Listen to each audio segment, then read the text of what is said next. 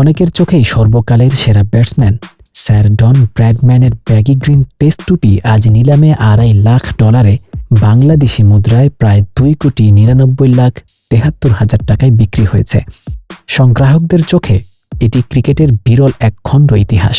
সূর্যের তাপে রং চটে যাওয়া জীর্ণ এই টুপি প্রায় 80 বছরের পুরনো। পোকায় কাটার চিহ্নও আছে টুপিতে, অগ্রভাগে একটু ছিঁড়েও গেছে। নিলাম প্রতিষ্ঠান বুনহ্যামস জানিয়েছে 1947 থেকে 48 মৌসুমে ভারতের অস্ট্রেলিয়া সফরে এই টুপি পরেছিলেন ব্র্যাডম্যান। সেটি ছিল ঘরের মাঠে ব্র্যাডম্যানের শেষ টেস্ট সিরিজ। ব্র্যাডম্যানের সেই টুপি নিলামে ওঠার পর সেটির স্থায়িত্ব ছিল মাত্র 10 মিনিট।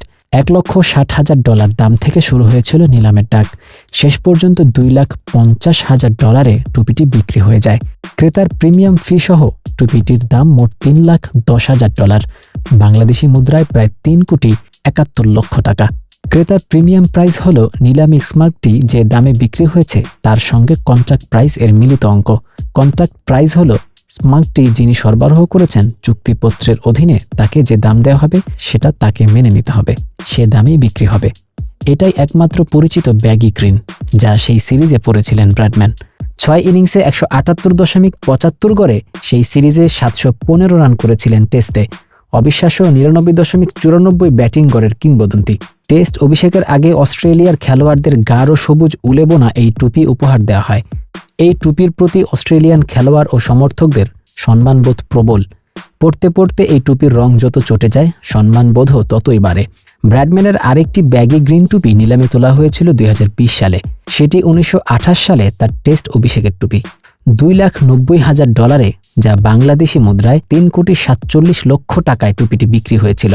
2020 সালে অস্ট্রেলিয়ার প্রয়াত কিংবদন্তি শেন ওয়ার্ন তার ব্যাগি গ্রিন টুপিটি দাবানলে ক্ষতিগ্রস্ত মানুষের সহায়তার জন্য নিলামে তুলেছিলেন। সেটি প্রায় $6,00,000 যা বাংলাদেশি মুদ্রায় প্রায় 7,79,00,000 টাকায় বিক্রি হয়েছে।